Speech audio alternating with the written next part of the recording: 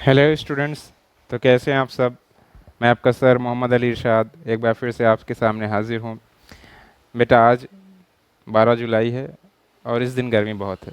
ठीक है, गर्मी भी है, लॉकडाउन का भी असर है। लॉकडाउन में हमारी पढ़ाई बाधित ना हो, वो किसी तरीके से लॉकडाउन हो, गर्मी हो, सर्दी सर्दी हो, बरसात हो, कुछ भी हो, हम बाधा नहीं आने देंगे अपनी पढ़ाई में और किसी ना किसी तरीके से उसको मुकम्मल करेंगे, चाहे ऑनलाइन चाहे ऑफलाइन। ठीक है, तो यहाँ पे मैं ऑनलाइन के ज़रिए आपके सामने पेश हूँ। कल भी हमारी क्लास हुई थी, यानी मेरी आंकिक प्रश्न की क्लास हुई थी। इसके पहले हमने थ्योरी पार्ट जो है वो कवर कर लिया है। हम यहाँ हिंदी मीडियम के छात्रों के लिए क्या कहते हैं, वैद्युत रसायन के चैप्टर को क्या कहते हैं कवर कर रहे हैं। उसमें न्यूमेरिकल पार्ट जो हमारा है, जो आंकिक प्रश्न है उसको कवर कर रहे हैं, जिसमें कल मैंने लास्ट लेक्चर में 4 क्वेश्चन कराया था। आज उसका भाग 2 यहाँ पे आपके सामने मैं पेश कर रहा हूँ। इस भाग 2 में हम लोग क्या कहते हैं क्वेश्चन पढ़ेंगे, जो लास्ट क्वेश्चन मैंने कल पढ़ा था उसके आगे का क्वेश्चन हम लोग यहाँ पे पढ़ेंगे। ठीक है, तो आइए गौर से देखते हैं। देखिए यहाँ पे दिया क्या है आपको, एक इलेक्ट्रोड अपक्रिया है, Zn reversible Zn2 plus plus 2 electron तथा Cu reversible Cu2 plus plus 2 electron के मानक इलेक्ट्रोड विभव क्रमशः प्लस 0.76 वोल्ट तथा माइनस 0.337 वोल्ट है। कारण सहित बताइए कि अपक्रिया Zn plus Cu2 plus Gibbs Zn2 plus plus Cu का होना संभव या नहीं। अपक्रिया का होना संभव है या नहीं, इसको मैं बता चुका हूँ कैसे पता लगाते हैं अपक्रिया संभव है या नहीं। हम किसी भी सेल की दी हुई सेल अपक्रिया क्या क्या निकालते हैं, ईएमएफ निकालते हैं। ठीक है, ईएमएफ का मतलब क्या होता है, वैद्युत वाहक बल निकालते हैं, जिसे हम लोग ई सेल भी कहते हैं। अगर मानक परिस्थितियों में दिया है तो ई नाट उसको बोलते हैं। ई नाट सेल हम निकालेंगे। अगर ई नाट सेल का मान धनात्मक आता है तो अपक्रिया संभव है, अगर ई नाट सेल का मान ऋणात्मक आता है तो अपक्रिया संभव नहीं है। यहीं पे हम लोग देखेंगे, ई नाट निकाल के देखेंगे। पहले चीज तो देखिए यहाँ पे आपको दिया है, ये जो अपक्रिया दी है ये आक्सीकरण अपक्रिया दी हुई है। ठीक है, जो अपक्रिया ये आपको दी है ये कैसी अपक्रिया है, आक्सीकरण अपक्रिया है। ये भी कैसी अपक्रिया है, आक्सीकरण अपक्रिया है। ठीक है, आक्सीकरण हो रहा है। ठीक है, लेकिन जो हमको दिए यहाँ पे जो जो विभव दिया है वो भी क्या होगा, आक्सीकरण विभव होगा। ठीक है, मानक आक्सीकरण विभव, ये भी क्या होगा, मानक आक्सीकरण विभव होगा। लेकिन जो हम जानते हैं हमारा क्वेश्चन जो हमने फार्मूला बनाया है वो अपचयन विभव को लेकर बनाया है, तो इसको चेंज करेंगे। पहले यहाँ पे जो हो रहा है, क्या हो रहा है, Zn से Zn2 प्लस हो रहा है। लेकिन जो हमारा टेबल बना है इलेक्ट्रोकेमिकल सीरीज का, उसमें हम लोग जो जानते हैं वो क्या होता है, Zn2 प्लस से Zn। हल यहाँ लिखिए, हल। ठीक है, ये आपको दिया है, ये हम जानते हैं। ठीक है, Zn2 प्लस से Zn बराबर क्या होगा, देखो यहाँ Zn से Zn2 प्लस हो रहा है तो पॉजिटिव में है, यहाँ हम लिख के आ रहे हैं Zn2 प्लस से Zn तो क्या हो जाए, नेगेटिव, माइनस 0.76 वोल्ट। गौर से देखिएगा। ठीक है, उसके बाद Cu से Cu2 प्लस हो रहा है ना, तो हम क्या लिखते हैं, लेकिन हम लोग जानते क्या है, ई नाट Cu2 प्लस 2 Cu। हमारा जो टेबल बना है या जो किताबों में टेबल बना है वो जनरली किस में बनता है, वो मानक अपचयन विभव होता है। तो यहाँ हम अपचयन विभव लिखेंगे। जब ये आक्सीकरण हो रहा था तब यहाँ निगेटिव था, माइनस था, लेकिन हम लिख के आ रहे हैं अपचयन में लिख रहे हैं तो क्या हो जाएगा, पॉजिटिव। तो हो जाएगा 0.337 वोल्ट। और समझ में आ रहा है ना, अच्छे से समझ में आ रहा होगा। ठीक है, उसके बाद जो हमारा फार्मूला कहता है E cell, E not cell बराबर क्या होता है, E cathode, E not cathode, cathode minus E not anode, E not anode, anode. अब हमारी अपक्रिया देखिए क्या है, ये है अपक्रिया Zn plus Cu2 plus gives Cu2 plus plus Zn। ठीक है, तो आप बताइए कैथोड किसका अपचयन हो रहा है, Cu का, सॉरी Zn, तो यहाँ पे हो जाएगा Cu और Zn2 प्लस, जो लिखा है उसमें लिखते हैं Zn2 प्लस प्लस Cu। ठीक है, तो देखिए किसका अपचयन हो रहा है, आपका कॉपर का क्या हो रहा है, अपचयन हो रहा है, और इसका क्या हो रहा है, ऑक्सीकरण हो रहा है। तो कैथोड पर कौन होगा आपका, यहाँ पे देखते हैं ई Cu2 प्लस 2Cu। ठीक है, माइनस यहाँ पे देखिएगा, और ई आपका यहाँ पे क्या है, Zn का क्या है, Zn देखिए, Zn एनोड पर Zn का होगा Zn से Zn2 प्लस। ठीक है, तो गौर से देखिएगा आपका यहाँ पे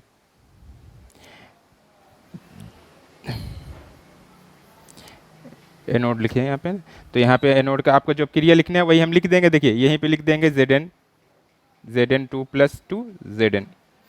और देखिए यहाँ पे मैंने इसको चेंज कर लिया है पहले से ही। ये क्या हो जाएगा आपका 0.337 माइनस, यहाँ पे चेंज नहीं कर, मैंने कहा कि जब ये वाला पार्ट चेंज नहीं करते हैं, ये है तो यहाँ पे देखिए माइनस है, एक माइनस पहले से आया है, माइनस होगा 0.76।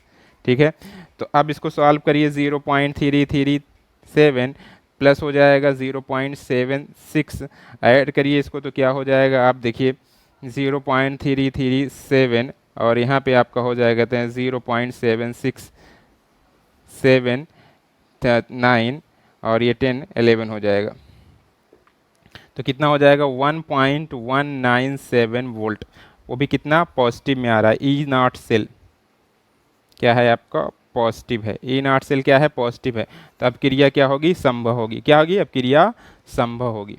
लिखेंगे अब क्रिया संभव है, संभव है कि नहीं है। ठीक है, पॉजिटिव आ रहा है, क्यों पॉजिटिव आ रहा है तब क्रिया संभव होगी। अब इसको देखो कैसे कि थोड़ा सा इसमें कन्फ्यूजन होता है। हमको दिया था ऑक्सीकरण, लेकिन हमारी टेबल जो होती है वो किस में होती है अपचयन में होती है, तो उस ऑक्सीकरण को मैंने अपचयन में कन्वर्ट किया, तो जो पॉजिटिव था वो निगेटिव होगा, जो निगेटिव था वो पॉजिटिव हो गया। ठीक है, फिर हमारा क्या ई सेल बराबर ई कैथोड माइनस सी एनोड, कैथोड क्या है सी यू, एनोड पर क्या है जेड एन है। ठीक है, तो जेड एन को लिखा है, चेंज नहीं किया। ठीक है, आप अगर आप करोगे भी तो चेंज नहीं करोगे, मान लीजिए यहाँ पे आप लिखते क्या सी जेड एन, हम लिख देते हैं लेकिन चेंज नहीं करेंगे। ठीक है, ये आप नहीं तो कंफ्यूज हो सर जी कहाँ चेंज नहीं किए, एनोड पर अगर ऑक्सीकरण होता है जेड एन से सी यू Zn2+, लेकिन हम क्योंकि जो आपका फार्मूला बनाया है उसमें पहले से माइनस लेके आए हैं, तो हम जो यहाँ पे वैल्यू होगी वही वैल्यू रख देंगे। ठीक है, तो यहाँ माइनस में थी तो माइनस में वैल्यू रख दिया, और ये फिर माइनस माइनस प्लस हो गया, और आगे आगे थे आपका जो ई सेल का मान है वो क्या आया आपका पॉजिटिव आया, इसलिए अब क्रिया संभव होगी। ठीक है,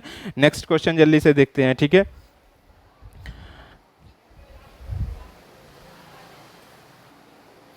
हाँ बेटा अगला क्वेश्चन जल्दी से हम लोग देखते हैं। यहाँ पे आप लोग लिखिएगा, अगला क्वेश्चन लिख नहीं पाएंगे हम, आप लोग लिखिए।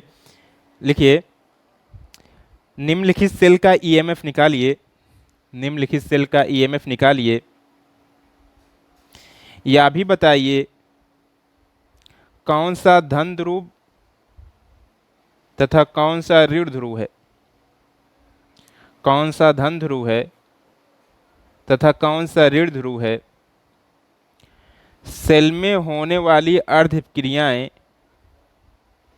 सेल में होने वाली अर्ध अपक्रियाएं और पूर्ण अपक्रियाएं लिखिए। 2015 में आया था, 3 नंबर का था उस टाइम में, अब आएगा तो 5 नंबर में आएगा या 4 नंबर में आएगा। ठीक है,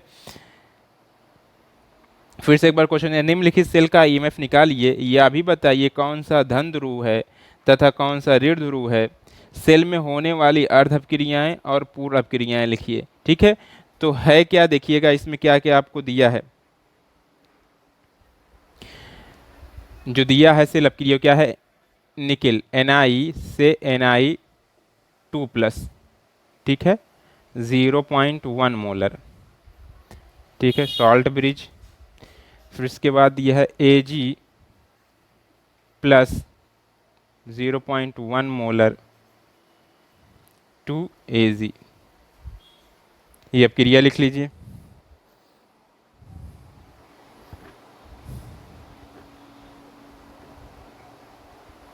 और जो ई नाट की वैल्यू दी है उसको भी लिख लीजिए। E not Ni2+2 Ni is equal to 0.25। ठीक है, 0.25 माइनस में।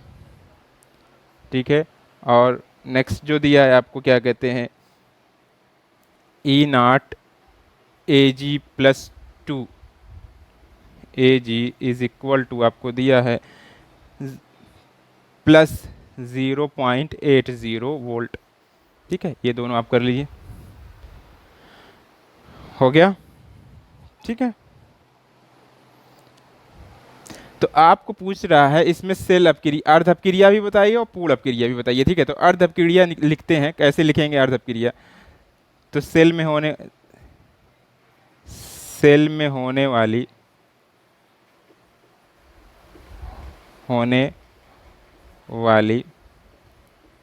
अपक्रियाएं इस प्रकार, अपक्रियाएं इस प्रकार।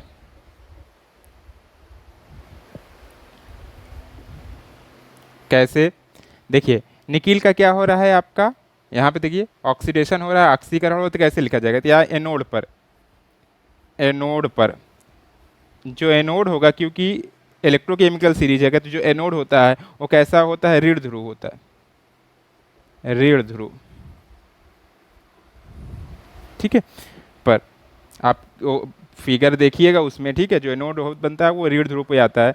तो यहाँ पे क्या हो जाएगा आपका, देखिएगा यहाँ हो जाएगा निकिल, निकिल है, निकिल क्या करता है, यहाँ पे आपका 2 इलेक्ट्रॉन त्यागता है, तो निकिल 2+ बनता है, इसका मतलब ऑक्सीकरण हो रहा है, ऑक्सीकरण। ठीक है, गौर से। फिर उसके बाद आपका क्या कहते हैं, कैथोड पर,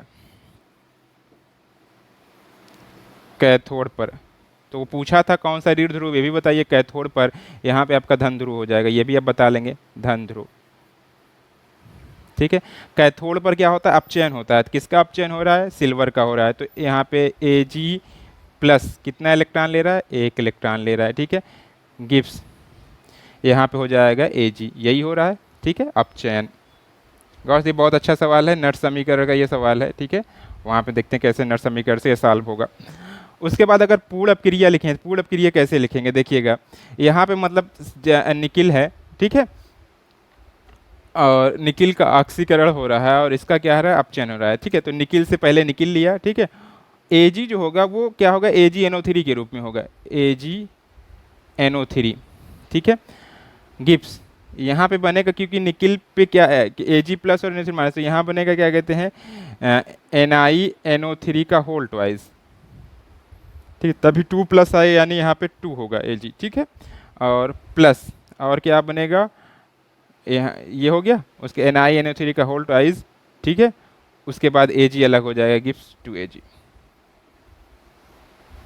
ठीक है, तो अब इसको अगर क्या कहते हैं हम लोग लिखें उस फॉर्म में, आयन अपक्रिया के फॉर्म में लिखें, तो कैसे लिखेंगे? देखिएगा ये पूर्ण अपक्रिया है, पूर्ण अपक्रिया दोनों पूछा था, अर्ध अपक्रिया और पूर्ण अपक्रिया दोनों पूछा था।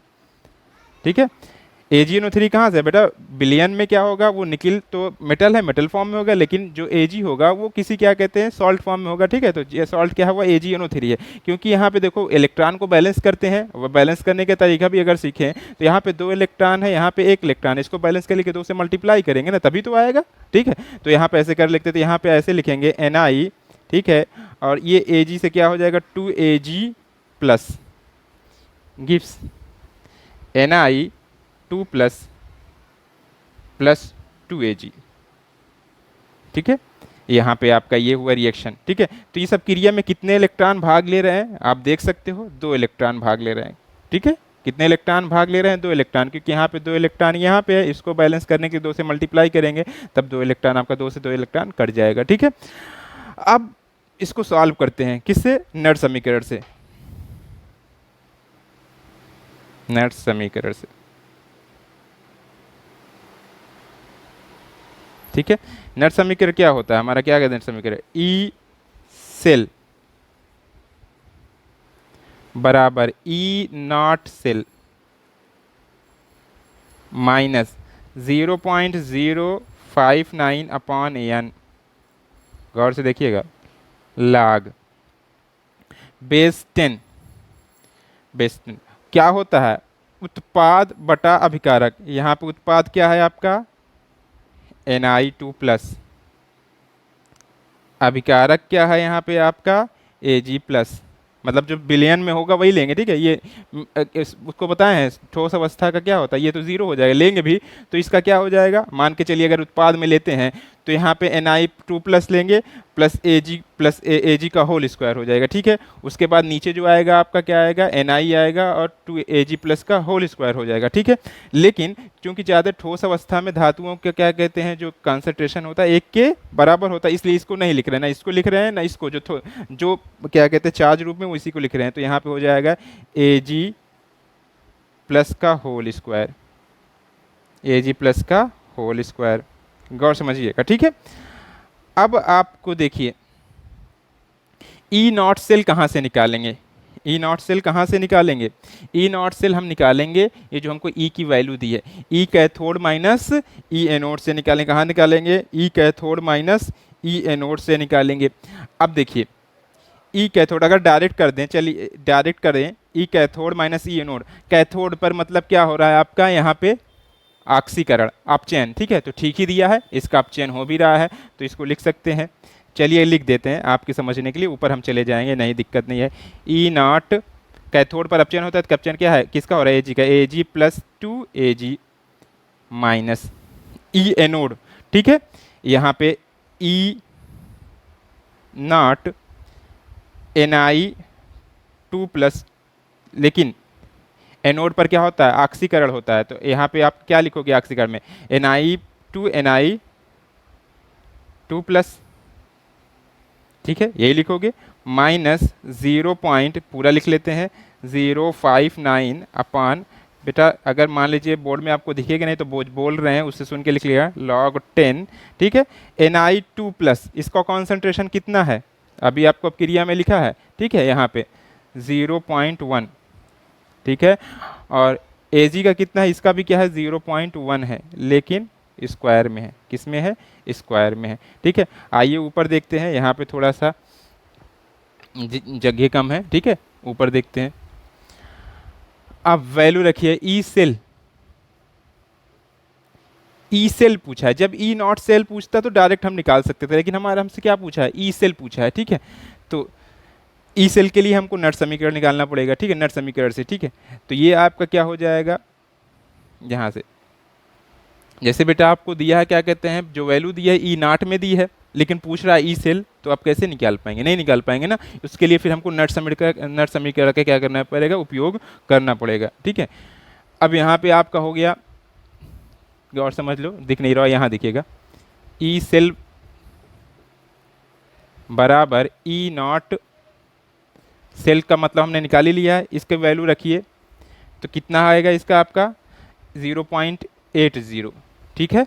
उसके बाद आपको उसमें दिख रहा होगा, आप अपने देखिएगा पीछे करके, थोड़ा सा माइनस में है, और ये जो दिया था Ni से Ni+2 दिया था, ठीक है, और ये एक माइनस आएगा, वहाँ पे माइनस कितना था आप देखिए, उसमें माइनस 0.25 था, ठीक है, तो माइनस माइनस प्लस हो जाएगा, प्लस 0.25, फिर यहाँ माइनस, यहाँ पे n की वैल्यू चाहे यहाँ पे पुट कर दीजिए, कितना इलेक्ट्रॉन भाग ले रहा था? 2 इलेक्ट्रॉन भाग ले रहा था, तो 2 इलेक्ट्रॉन हो जाएगा यहाँ पे 0.059 अपॉन 2 लॉग, आप लोग होशियार बच्चे हो, लॉग बेस 10 अगर इसको किया जाए तो वैसे भी इसको कर सकते हो, देखो एक स्क्वायर से एक स्क्वायर कट जाएगा, ठीक है, और जब ये डेसिमल को हम लोग ऊपर ले जाएंगे तो ये 10 हो जाएगा, ठीक है, 1 से डेसिमल को ऊपर 10 हो जाएगा, ये हो गया, ठीक है। E cell, E cell is equal to, add करिए इसको, कितना हो जाएगा आपका? 5 हो गया, यहाँ पे 10, और यह हो जाएगा 1.005 हो जाएगा, माइनस 0.059 बाई 2 log 10 बेस 10 कितना हो जाएगा? 1 के बराबर हो जाएगा, ठीक है। अब देखिए यहाँ पे डायरेक्ट आप लोग कर लीजिए इसको, अगर हम करें, इसको डिवाइड करें, तो 1.05 माइनस 0.0, 2 दूनी 4, फिर उसके बाद क्या हो जाएगा आपका? 2 दूनी 4 हुआ, फिर 1 जाएगा, 2 9 18, 2 5 6 10, ये हो जाएगा आपका, ठीक है।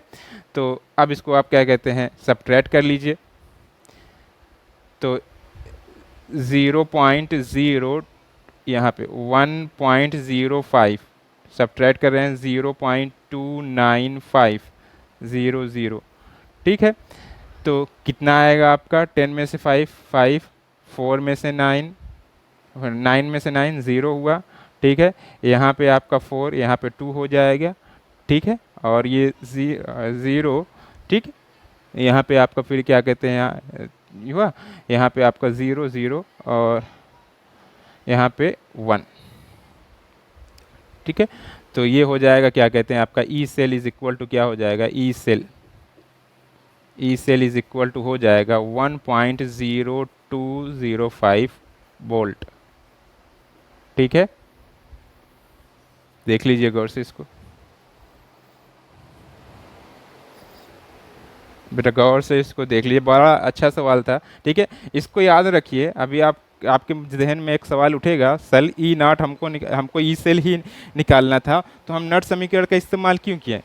तो यहाँ बेटा हमको ई सेल निकालना था, ना कि क्या निकालना था, ई नॉट सेल। ठीक है, अब क्रिया आप क्वेश्चन में देखो, हमसे पूछा है क्या पूछा है, निम्नलिखित सेल का ईएमएफ निकालिए। ठीक है, मानक ईएमएफ नहीं पूछा, सिर्फ ईएमएफ पूछा है ना, तो ईएमएफ निकालने के लिए हमको क्या यूज़ करना पड़ा, ई सेल। जब मानक परिस्थिति में पूछेगा तो हम मानक की वैल्यू दी रहती है, तो मानक की वैल्यू से हम सिर्फ क्या करते हैं, ई कैथोड माइनस ई एनोड से निकाल लेते। लेकिन ई सेल निकालना है तो हमको नॉट समीकरण का इस्तेमाल करना पड़ा। फिर हमने अपक्रिया को बनाया, ये हमारी अर्ध अपक्रियाएँ हैं, ये पूर्ण अपक्रिया है। ठीक है, इस पूर्ण अपक्रिया का क्या कहते हैं, ये आयन अपक्रिया है। आयन अपक्रिया से हमको पता कितना, एक इलेक्ट्रॉन भाग ले रहा है, 2 इलेक्ट्रॉन भाग ले रहा है। ठीक है, फिर हमने लगाया फार्मूला, ये हम जानते हैं। फिर हम ये जानते हैं क्या होता है, नॉट समीकरण ई सेल बराबर E net cell minus 0.059 lakh उत्पाद माइनस अभिकारक का कंसंट्रेशन होता है। उत्पाद में आपका जो क्या कहते हैं, ठोस अवस्था में है। ठीक है, उसका क्या कहते हैं, सांद्रता 0 होता है। तो मान लीजिए उत्पाद में Ag भी आता है तो उसका 1 हो जाता है, सॉरी 1 होता है। ठीक है, 1 हो जाता है। और यहाँ भी जहाँ नीचे आपका निकिल आता तो वहाँ भी उसकी सांद्रता 1 हो जाती है, तो बचता यही, टोटल बचता यही। तो उसकी वैल्यू रखी यहाँ पे 0.1 था। ठीक है, 0.1 में मैंने एक ये क्या कहते हैं, स्क्वायर को घटाया।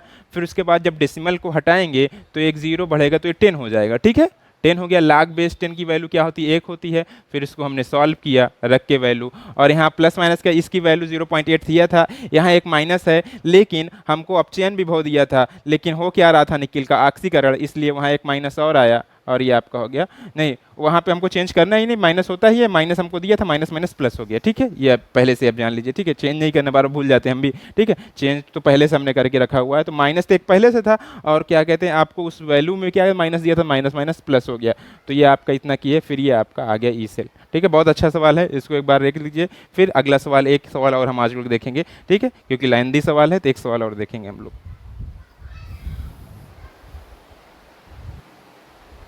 हाँ बेटा, जल्दी से एक क्वेश्चन हम लोग जल्दी से और कर लेते हैं। ठीक है, इसी टाइप का क्वेश्चन है, गौर से देखिएगा। सवाल क्या कह रहा है कि आपको सिर्फ इलेक्ट्रोड भी पूछ रहा है कि मानक इलेक्ट्रोड भी पूछ रहा है, इसको गौर से देखेंगे क्योंकि फार्मूले आपके बदल जाएंगे। ठीक है, देखिएगा, 25 डिग्री सी पर एक जिंक धातु की छड़, 25 डिग्री सी पर एक जिंक धातु की छड़ 0.1 मोल, 0.1 मोलर यम उसी को, ठीक है, 0.1 मोलर जिंक सल्फेट के विलयन में डूबी हुई है, जिंक सल्फेट के विलयन में डूबी हुई है, डूबी हुई है। इलेक्ट्रोड अभिक्रिया लिखिए, इलेक्ट्रोड अभिक्रिया लिखिए, तथा इस ताप पर इलेक्ट्रोड विभव की गणना कीजिए। देखिए क्या पूछ रहा है, इलेक्ट्रोड विभव, मानक इलेक्ट्रोड विभव नहीं पूछ रहा है। ठीक है, इलेक्ट्रोड अभिक्रिया लिखिए, तथा इस ताप पर इलेक्ट्रोड विभव की गणना कीजिए, इस ताप पर इलेक्ट्रोड विभव की गणना कीजिए।